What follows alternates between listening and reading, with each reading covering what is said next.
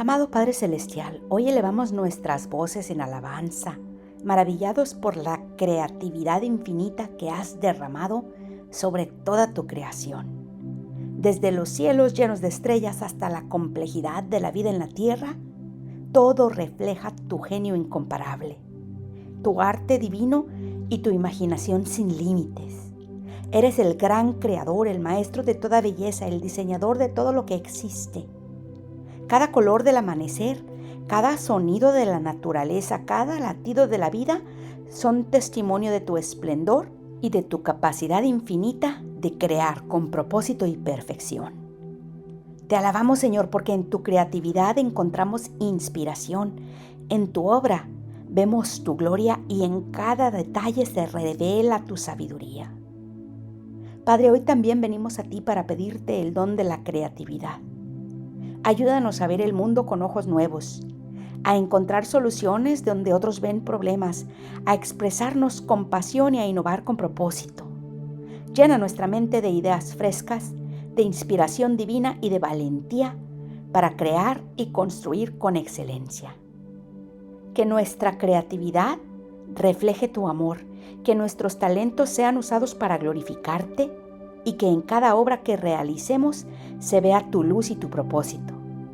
Enséñanos a usar nuestra imaginación con integridad, con generosidad y con el deseo de edificar y bendecir a los demás. Gracias, Señor, porque en ti encontramos la fuente de toda creatividad. Permítenos ser un reflejo de tu poder creador en cada área de nuestra vida. En el nombre de Jesús, amén. Hola, qué bueno que me acompañas a un día más de Biblia Diaria. Yo soy Claudia. Aquí es donde leemos la Biblia todos los días y hoy que es 13 de mayo, vamos a leer 1 Samuel 14, Juan 7, 31 al 53, Salmo 109 y Proverbios 15, 5 al 7. 1 Samuel 14. Y aconteció que un día, Jonatán, hijo de Saúl, dijo al joven que llevaba su armadura: «Ven y pasemos a la guarnición de los filisteos que está al otro lado». Pero no se lo hizo saber a su padre. Saúl estaba situado entre las afueras de Gibea, debajo del granado que está en Migrón, y la gente que estaba con él, unos 6,000 hombres. Y Ahías, hijo de Ahitub, hermano de Icabod, hijo de Finees, hijo de Eli, el sacerdote del Señor en Silo, llevaba un efod. El pueblo no sabía que Jonatán se había ido. Y entre los desfiladeros por donde Jonatán intentaba cruzar a la guarnición de los filisteos, había un peñasco puntiagudo por un lado y un peñasco puntiagudo por el otro lado. El nombre de uno era Bosés y el nombre del otro Cené. Uno de los peñascos se levantaba al norte, frente a Micmas, y el otro al sur, frente a Gebá. Jonatán dijo al joven que llevaba su armadura: «Ven y pasemos a la guarnición de estos incircuncisos.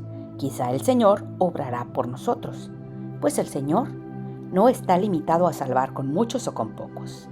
Y su escudero le respondió: «Haga todo lo que tenga en su corazón. Vea, aquí estoy con usted a su disposición». Entonces dijo Jonatán: «Mira, vamos a pasar hacia estos hombres y nos mostraremos a ellos. Si nos dicen: esperen hasta que lleguemos a ustedes, entonces nos quedaremos en nuestro lugar y no subiremos a ellos. Pero si dicen: suban a nosotros, entonces subiremos, porque el Señor los ha entregado en nuestras manos. Esta será la señal para nosotros».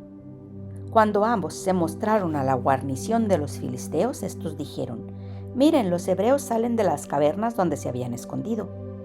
Los hombres de la guarnición saludaron a Jonatán y a su escudero y dijeron: «Suban a nosotros y les diremos algo».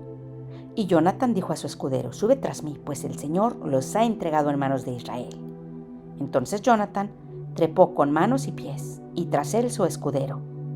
Y los filisteos caían delante de Jonatán, y tras él su escudero los remataba. La primera matanza que hicieron Jonatán y su escudero fue de unos 20 hombres en el espacio de media yugada, aproximadamente 15 metros cuadrados de tierra. Hubo estremecimiento en el campamento, en el campo y entre todo el pueblo. Aún la guarnición y los de la avanzada se estremecieron, y la tierra tembló. Fue un gran temblor.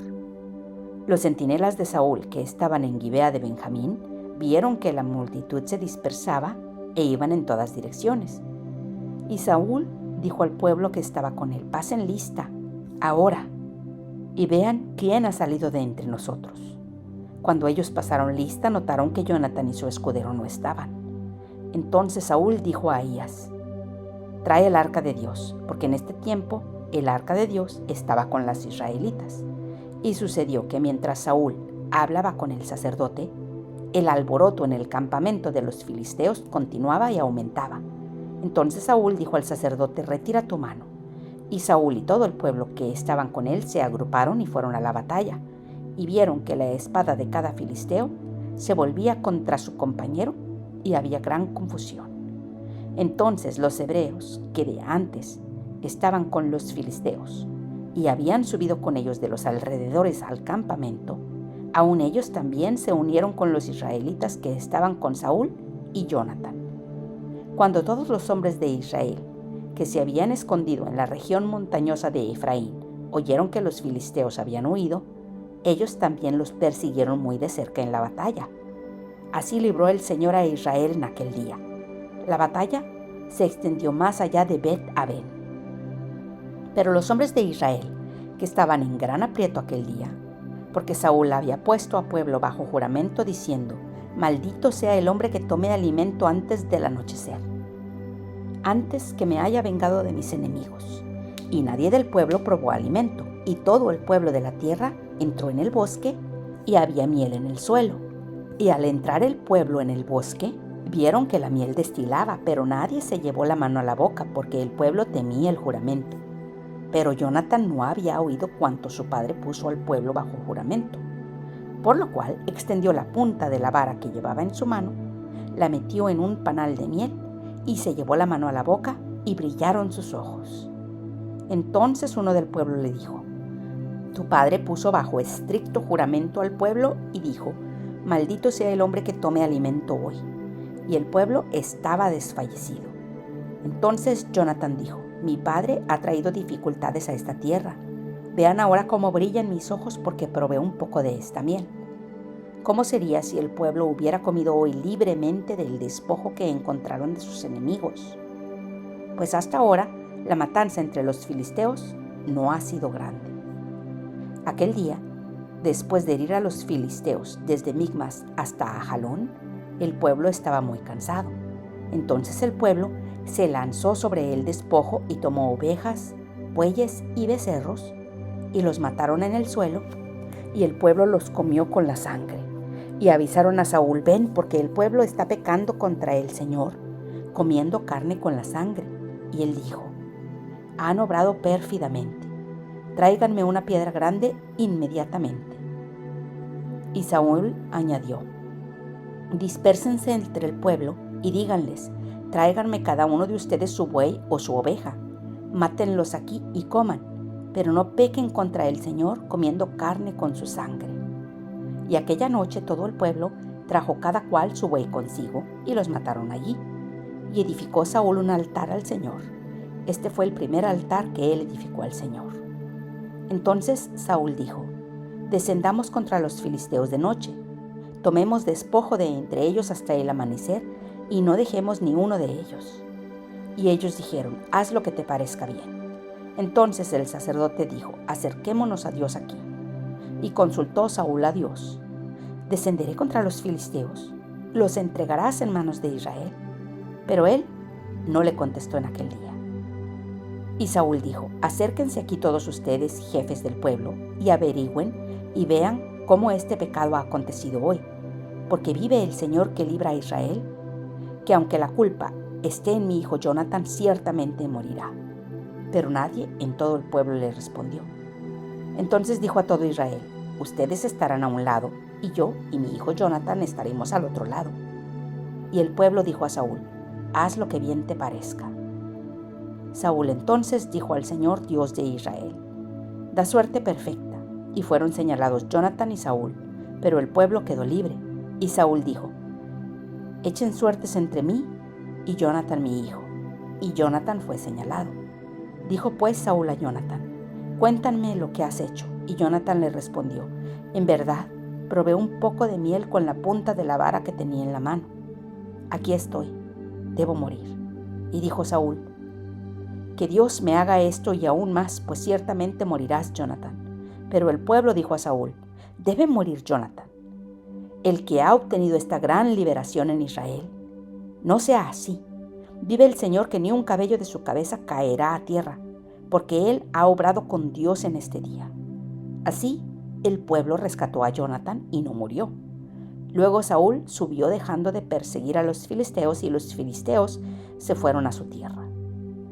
Cuando Saúl asumió el reinado sobre Israel, luchó contra todos sus enemigos en derredor, contra Moab, contra los amonitas, contra Edom, contra los reyes de Sobá y contra los filisteos. A donde quiera que se volvía, resultaba vencedor. Obró con valentía derrotando a los amalecitas y libró a Israel de manos de los que lo saqueaban. Los hijos de Saúl fueron Jonathan, Isuí y Malquisúa, y estos eran los nombres de sus dos hijas.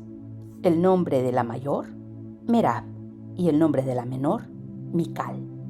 El nombre de la mujer de Saúl era Ahinoam, hija de Ahimaas, y el nombre del jefe de su ejército era Abner, hijo de Ner, tío de Saúl. Cis, padre de Saúl, y Ner, padre de Abner, eran hijos de Abiel.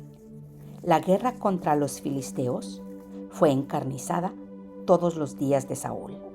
Cuando Saúl veía algún hombre fuerte o valiente, lo unía a su servicio.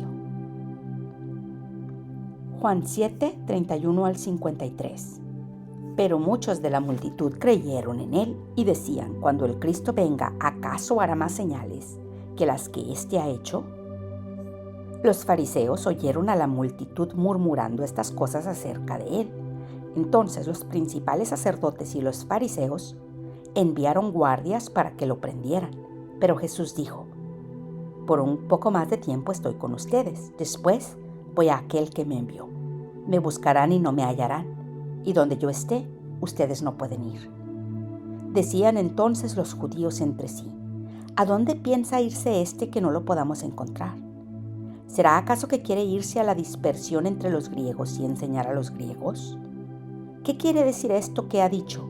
Me buscarán y no me hallarán, y donde yo esté, ustedes no podrán ir. En el último día, el gran día de la fiesta, Jesús, puesto en pie, exclamó en alta voz: si alguien tiene sed, que venga a mí y beba.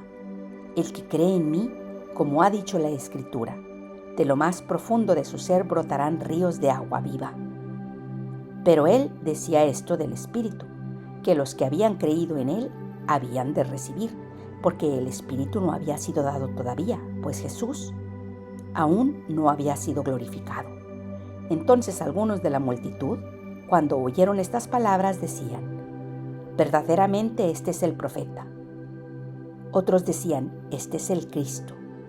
Pero otros decían: ¿acaso el Cristo ha de venir de Galilea? ¿No ha dicho la Escritura que el Cristo viene de la descendencia de David y de Belén, la aldea de donde era David? Así que surgió una división entre la multitud por causa de él, y algunos de ellos querían prender a Jesús, pero nadie le echó mano. Entonces los guardias vinieron a los principales sacerdotes y fariseos, y estos les dijeron: ¿por qué no lo trajeron? Los guardias respondieron: jamás hombre alguno ha hablado como este hombre habla. Entonces los fariseos les contestaron: ¿es que también ustedes se han dejado engañar? ¿Acaso ha creído en él alguien de los gobernantes o de los fariseos?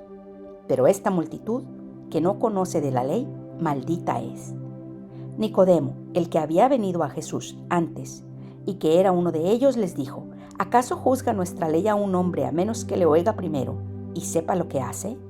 Ellos le respondieron: ¿es que tú también eres de Galilea? Investiga y verás que ningún profeta sale de Galilea. Y cada uno se fue a su casa. Salmo 109. Oh Dios de mi alabanza, no calles, porque contra mí han abierto su boca impía y engañosa. con lengua mentirosa han hablado contra mí. Me han rodeado también con palabras de odio, y sin causa han luchado contra mí. En pago de mi amor obran con mis acusadores, pero yo oro. Así me han pagado mal por bien, y odio por mi amor. Pon a un impío sobre él, y que un acusador esté a su diestra. Cuando sea juzgado, salga culpable, y su oración se convierta en pecado. Sean pocos sus días, y que otro tome su cargo. Sean huérfanos sus hijos y viudas su mujer. Vaguen errantes sus hijos y mendiguen, y busquen el sustento lejos de sus hogares en ruinas. Que el acreedor se apodere de todo lo que tiene, y extraños saqueen el fruto de su trabajo. Que no haya quien le extienda misericordia, ni haya quien se apiade de sus huérfanos. Sea exterminada su posteridad, su nombre sea borrado en la siguiente generación. Sea recordada entre el Señor la iniquidad de sus padres, y no sea borrado el pecado de su madre. Estén continuamente delante del Señor, para que Él corte de la tierra su memoria, porque Él no se acordó de mostrar misericordia, sino que persiguió al afligido, al necesitado y al de corazón decaído para matarlos. También amaba la maldición, y ésta vino sobre él. No se deleitó en la bendición, y ella se alejó de él. Se vistió de maldición como si fuera su manto, y entró como agua en su cuerpo, y como aceite en sus huesos. Séale como vestidura con que se cubra, y por cinto con que se ciña siempre. Sea esta la plaga del Señor para mis acusadores y para los que hablan mal contra mi alma. Pero tú, oh Dios, Señor, por amor de tu nombre hazme bien. Líbrame, pues es buena tu misericordia, porque afligido y necesitado estoy, y mi corazón está herido dentro de mí. Voy pasando como sombra que se alarga, soy sacudido como la langosta. Mis rodillas están débiles por el ayuno, y mi carne sin gordura ha enflaquecido. Me he convertido también en objeto de oprobio para ellos. Cuando me ven, menean la cabeza. Ayúdame, Señor Dios mío, sálvame conforme a tu misericordia, y que sepan que esta es tu mano, que tú, Señor, lo has hecho. Maldigan ellos, pero tú bendice. Cuando se levanten, serán avergonzados, pero tu siervo se alegrará. Sean vestidos de oprobio mis acusadores, y cúbranse con su propia vergüenza como con un manto. Con mi boca daré abundantes gracias al Señor, y en medio de la multitud lo alabaré, porque Él está a la diestra del pobre para salvarlo de los que juzgan su alma. Los Proverbios 15, 5 al 7. El necio rechaza la disciplina de su padre, pero es prudente el que acepta la reprensión. En la casa del justo hay mucha riqueza, pero en las ganancias del impío hay turbación. Los labios de los sabios esparcen conocimiento, pero no así el corazón de los necios. Eso es todo por hoy. Qué bueno que me acompañaste. Te amo. Dios nos ama. Oremos para que perdone nuestros pecados, nos bendiga, nos proteja, nos prospere. Y si Dios quiere, aquí te espero mañana.